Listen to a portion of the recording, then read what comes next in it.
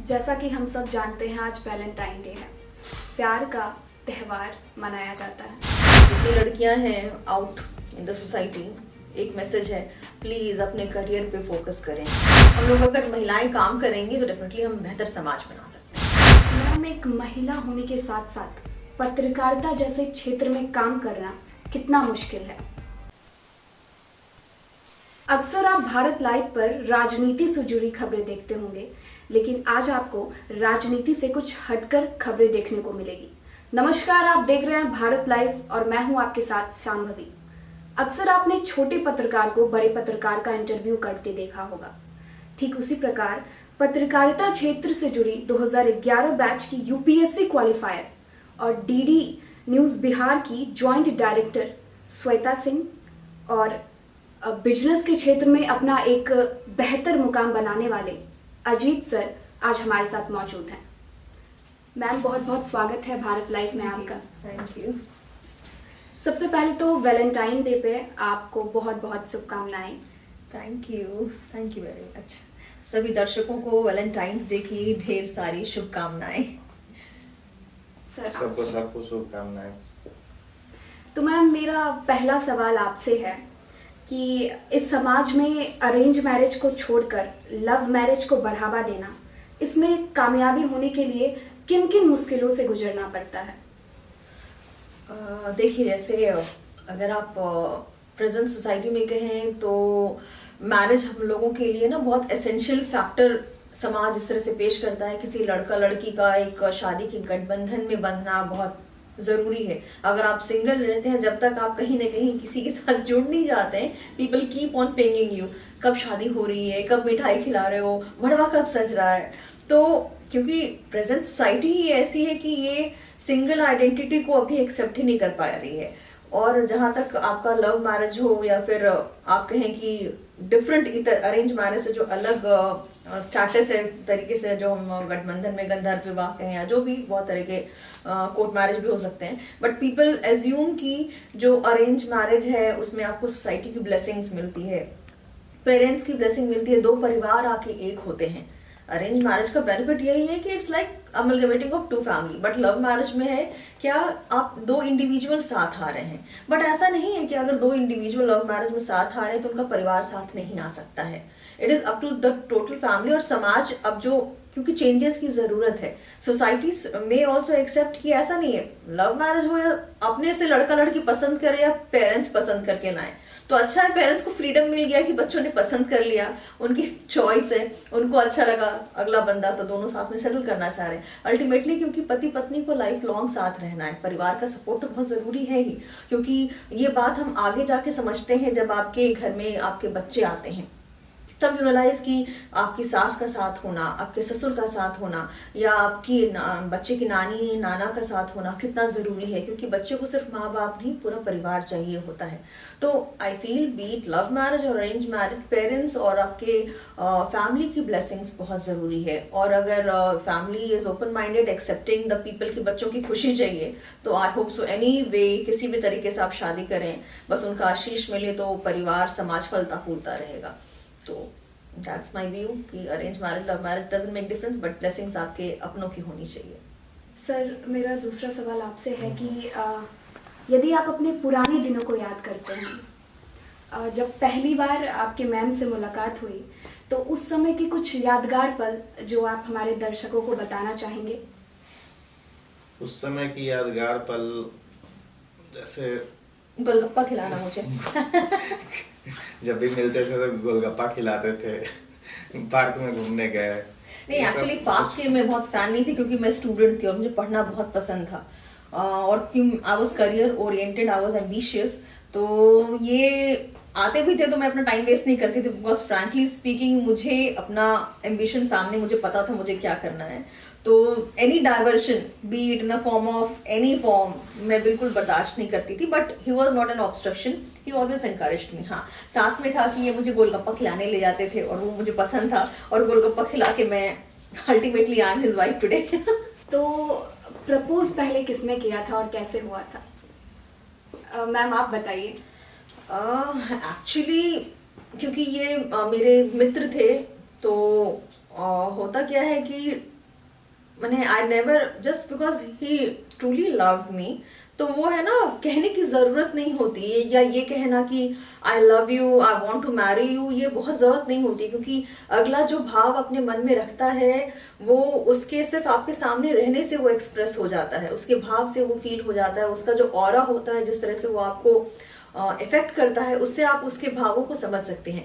तो ऐसा कहना कि I want to marry you, हाँ he was the one, he wanted me to marry, इन्होंने मुझे प्रपोज किया ऑब्वियसली, बट क्योंकि पहले मुझे लग रहा था कि कैसे होगा, क्योंकि मैं सर्विस में जब आ गई तो मुझे लगा कि मेंटल डिफरेंसेस हो सकते हैं, माइंडसेट का डिफरेंस हो सकता है, मगर क्योंकि मित्रता ऐसी चीज है कि बहुत चीजों को पाट देती है, और जब अगला आपसे प्रेम करता है तो सारे जो डिफरेंसेस होते हैं, चाहे सोशल हो, कल्चरल हो, या किसी भी तरह का रिलीजियस हो, इकोनॉमिकल, कोई भी, वो डिफरेंस है ना, जैसे चीनी पानी में घुल जाता है, it completely gets dissolve in it, सारे डिफरेंसेस है ना, आपको पता नहीं चलेंगे, बस हाँ वो मिठास आपकी रहेगी। तो same thing goes with love, आप जब किसी से प्रेम करते होते हैं तो सारे जो डिफरेंसेस होते हैं वो आपको कहीं नजर अल्टीमेटली नहीं आएंगे। ऐसा नहीं है कि आपके रिलेशनशिप में उतार चढ़ाव नहीं होंगे या फिर आपको डिफरेंस नहीं रहेगा, क्योंकि जो है सो है। अगर मान लीजिए मैं किसी पर्टिकुलर आइडियोलॉजी को प्रेफर करती हूँ और अगले की आइडियोलॉजी कुछ और है, तो आइडियोलॉजिकल डिफरेंसेस हो सकते हैं, मतभेद हो सकता है, मनभेद नहीं होना चाहिए, दोनों में जो प्रेम है वो रहता है। तो जैसे पानी में शक्कर या पानी में नमक मिल जाता है, आपका प्रॉपर चीनी पानी नमक का जो घोल है, हेल्दी ओआरएस घोल, उस तरह से प्रेम आपका काम करता है आपके सिस्टम पे। इट हेल्प्स यू, इलेक्ट्रोलाइट जैसे आपको बूस्ट देता है, keeps you in a healthy form, that way loves work. So propose इन्होंने मुझे किया था, and I felt love is the most important factor for a marriage to stay stable, तो it was yes. Sir, Valentine day के मौके पर कैमरे के सामने मैम को क्या कुछ कहना चाहेंगे? आई लव यू बोलेंगे क्या बोलेंगे? I love you Shweta. I love you too. Ma'am, Valentine day के मौके पर युवाओं को, खासकर लड़कियों को क्या कहना चाहेंगे? देखिए, क्योंकि मैं खुद करियर ओरिएंटेड थी जब इन्होंने मुझे प्रपोज किया था, या what ever he had warm feelings for me, तो मैं जितनी लड़कियां हैं आउट इन द सोसाइटी, एक मैसेज है, प्लीज अपने करियर पे फोकस करें।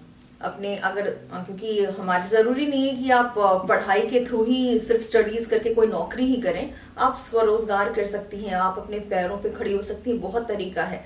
डेवलप योर स्किल, क्योंकि जब आप आर्थिक रूप से मजबूत रहती हैं तो आप फिर किसी से भी विवाह करें, अरेंज मैरिज हो या लव मैरिज हो, so it doesn't make difference, क्योंकि when you are financially strong, सारा समाज, सारे लोग आपके अनुकूल होने लगते हैं। आई डोंट से कि 90% लोग आपके अनुकूल ही होंगे, बट एटलीस्ट आपको डैमेज कोई नहीं कर पाएगा या आपको हार्म नहीं कर पाएगा, आप डिप्रेशन में नहीं जाएंगी।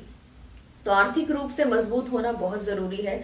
तो प्लीज, जो भी, अगर आप किसी से प्रेम करती हैं, अगला आपसे प्रेम करता है, प्रेम रहे। आई एम नॉट सेइंग कि don't love people, just focus as a bookish girl, but please focus on your career, be it your any form. आप स्किल डेवलप करें, अपने आप को फाइनेंशियली स्टेबल बनाएं। तो फाइनेंशियली स्टेबल बनाना मुझे लगता है ज्यादा जरूरी है। किसी भी लड़की को प्रेम विवाह करे, अरेंज मैरिज करे, आप अपने पैरों पे खड़ी हो जाइए, आर्थिक रूप से संबल मिल जाए आपको, फिर आपको जो करना है करें। मैम, एक अधिकारी के साथ साथ माँ होना, ये कठिनाई है या फिर सुखद? देखिए, एक स्त्री के रूप में मैं अगर देखूं तो माँ का सुख सही में अनूठा होता है, अनमैचेबल, क्योंकि as a mother my kids make me much stronger. हाँ, ये है कि आपकी रिस्पॉन्सिबिलिटी है, जैसे मुझे पता है कि कल से बच्चों का स्कूल खुल रहा है विथ 100% अटेंडेंस, उन लोगों को स्कूल जाना है, तो मुझे पहले जाके सोना होगा, उनको सुलाना होगा ताकि वो जल्दी सोएं और मैं उनको सुबह उठा सकूं, उनका टिफिन पैक कर सकूं। This is added responsibility. फिर क्योंकि तुरंत उसके बाद मुझे ऑफिस आकर के अपने यहाँ पर भी जो भी विभिन्न बैठक है, अलग कार्य है, वो मुझे अपना करना होगा ऑफिस का, क्योंकि मैं डबल चार्ज में हूँ, आकाशवाणी दूरदर्शन, मुझे दोनों ऑफिस जाने होते हैं। तो वो एडिशनल आप काम कर सकते हैं। बट किड्स आपका हमेशा, उनका जो प्रेम है वो आपका स्ट्रेंथ होता है। वो भले रिस्पॉन्सिबिलिटी एडेड हो, but the moment they come and simply hug you, that's unmatchable, simply unmatchable. कोई भी आपको कुछ वो सुख नहीं दे सकता है। कहते हैं ना कि कोई भी आभूषण, जैसे कि अगर अजीत मेरे पास में बैठे हैं तो मुझे सीरियसली कोई मेकअप की जरूरत नहीं है। His simple presence beside me gives me that glow, gives me that sparkle। तो मेरे बच्चे हो, मेरे पति हो, अगर वो मेरे साथ जब रहते हैं तो वो मुझे सही में चमक देते हैं। मैम, एक महिला होने के साथ साथ पत्रकारिता जैसे क्षेत्र में काम करना कितना मुश्किल है? शामी भी, जहाँ तक मुझे लगता है, क्योंकि मेरा भी लंबा समय अब इस फील्ड में हो गया है, पत्रकारिता में मैंने बहुत महिलाओं को नहीं देखा है एज कम्पेयर टू मेल। आबादी पुरुषों की ज्यादा है इस फील्ड में एज कम्पेयर टू महिला। और महिला शुरू में आती तो अच्छे नंबर्स में है, जैसे 1-2 साल, 3 साल, 4 साल, 5 साल काम करेंगी, उसके बाद वो रिट्रीट कर जाती हैं। जैसे हो गया, शादी हो गई, बहुत कारण देंगे कि मेरे बच्चे हो गए, अब पत्रकारिता नहीं हो सकती है, डेस्क जॉब मुझे चाहिए। तो हमेशा आपको जरूरी नहीं है कि डेस्क जॉब मिल जाए, नॉट नेसेसरी, क्योंकि पत्रकारिता में भी बहुत वैरायटी ऑफ जॉब्स हैं, सबका अपना अपना रिक्वायरमेंट है। अगर आप हमेशा सोचेंगे कि डेस्क जॉब मिले तो दैट्स नॉट पॉसिबल। फील्ड में निकलना होगा, और पत्रकारिता की खूबसूरती फील्ड में है, क्योंकि आप डेफिनेटली वहां सीखते हैं, लोगों को देखते हैं, समझते हैं। समाज में आप होता है ना आदान प्रदान, लिटरली वो ग्राउंड जीरो पे होता है। तो उस केस में महिलाएं मुझे ज्यादा नहीं दिखी हैं। कारण भी मैं समझ सकती हूँ कि अभी जो हमारा पितृ सत्तात्मक समाज है वो जब तक थोड़ा और ओपन नहीं होगा महिलाओं के लिए, महिलाओं को जब तक और भी वो आर्थिक रूप से खुद को सशक्त नहीं करती हैं, सामाजिक प्लेटफॉर्म पे, पब्लिक फोरम में मैक्सिमम महिलाएं जब तक नहीं आएंगी, तब तक कहिए कि रिप्रेजेंटेशन ऐसे ही लो होगा और महिलाओं के लिए अनसेफ रहेगा। जैसे कहते हैं ना कि बाप रे बाप, 12 बजे रात को, 2 बजे रात को लड़की बाहर है, कैसे मने, क्या पत्रकारिता करे, कुछ हो जाएगा तो पत्रकारिता क्या दे देगा। I assume that's true, that's not wrong. मगर अगर ज्यादा से ज्यादा महिलाएं पत्रकारिता में भी रहेंगी तो पत्रकारिता भी उनके लिए सुरक्षित रहेगा, क्योंकि महिलाएं ही कम हैं। अल्टीमेटली वो 5 साल के बाद रिट्रीट कर जाती, क्योंकि उनके बच्चे हो गए या पति को पसंद नहीं आ रहा है 12 बजे तक रात को बाहर रहना, तो दे रिट्रीट। बट आई रिक्वेस्ट, अगर महिलाएं हैं तो kindly fight for your career, stay back. अगर आप रुकेंगी तो आप एक समाज को कंट्रीब्यूट कर रही हैं, क्योंकि आप जब ठहरती हैं तो और भी महिलाएं पत्रकारिता में आएंगी, वो भी सस्टेन करेंगी, वो भी लड़ेंगी कि नहीं मेरा भी काम है, मैं भी कर सकती हूँ। तो मैं बस यही कहूंगी कि हाँ, it's difficult for a woman, अगर, क्योंकि आबादी हम लोगों की कम है इस फील्ड में, मगर जहां आबादी बढ़ेगी, लोग एक्टिवली कंट्रीब्यूट करेंगे, तो कोई ये नहीं कहेगा कि तुम सिर्फ पिंक विला वाला बीट लो या फिर सिर्फ ब्यूटी वाला लो या एंटरटेनमेंट लो या महिला वाला विंग ही लो। Then you will also go for the political beat, then you can also go for the science beat. अभी मैक्सिमम कोई वुमेन एम्पावरमेंट वाला बीट पकड़ा दिया जाता है या हेल्थ बीट पकड़ा दिया गया साइड में। तो I think more women when in public domain काम करने आती हैं तो वो अन्य महिलाओं के लिए कंट्रीब्यूशन होता है। तो हमारा एक एज ए महिला हमारा समाज के प्रति एक कंट्रीब्यूशन है कि हम काम करें, मन लगा के काम करें और सही में पीछे नहीं हटें, क्योंकि आप अगर अभी फाइट करती हैं तो समाज में आप उदाहरण देती हैं, तभी जाकर के और भी लोगों को शक्ति मिलेगी कि नहीं मैं भी काम कर सकती हूँ। तो let's stand up, let's work. हम लोगों को काम करना चाहिए। हम लोग अगर महिलाएं काम करेंगे तो डेफिनेटली हम बेहतर समाज बना सकते हैं। मैम, आपने इंफॉर्मेशन सर्विस के क्षेत्र में एक बहुत बड़ा मुकाम हासिल किया है, तो ऐसे में आप जर्नलिज्म से जुड़े स्टूडेंट को क्या कुछ राय देना चाहेंगी? देखिए, अभी जैसे मैंने थोड़ी देर पहले जस्ट आपको बताया कि महिलाओं को फील्ड में जैसे काम करना चाहिए, तो जर्नलिज्म के बच्चों के लिए भी मेरा यही मैसेज रहेगा कि आप जब पत्रकारिता अपने जॉब के रूप में लेते हैं तो जो हमारा स्पिरिट था पत्रकारिता का, ओरिजिनल स्पिरिट कि हम सच को सामने लाएंगे, तथ्य रखेंगे। अभी जो प्रेजेंट वर्तमान में स्थिति है वो थोड़ा, अगर आप देखें तो आर्म ट्विस्टिंग वाली हो गई है। पत्रकार भी अपना नाम किसी का आर्म ट्विस्ट करके ही कमा पा रहे हैं।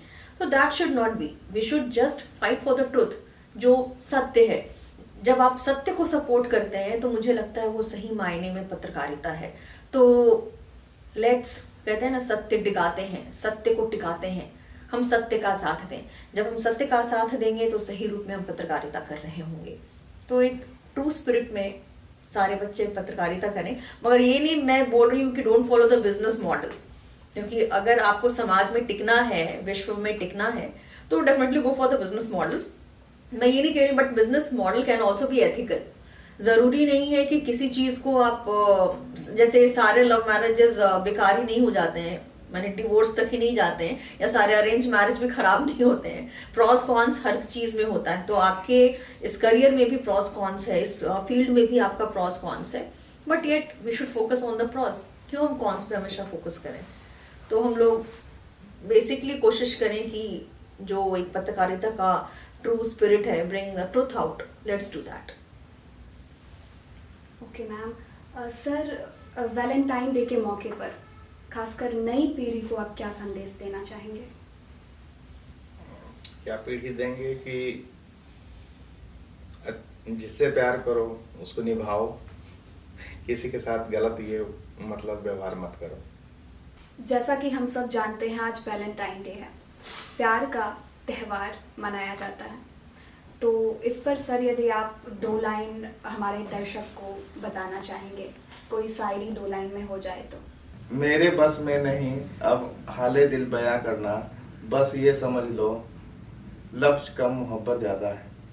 मैम, सर, भारत लाइव से बात करने के लिए आप लोगों को बहुत बहुत धन्यवाद। अगर ये वीडियो पसंद आई और वह बिहार के राजनीति और बिहारियत से सरोकार रखेनी तो सब्सक्राइब बटन दबा के चैनल के सब्सक्राइब कर ली। ओजे एगो घंटी बा, ओकरा बटन दबा देला से कुल सटीक और मारक खबर रुआ मुफ्त में मिल जाई। अगर रुआ पत्रकारिता के हमनी के नया प्रयोग में सहयोग कर चाहतानी तो ज्वाइन बटन दबा दी। पेटीएम नंबर नोट कर ली 9386816700। धन्यवाद।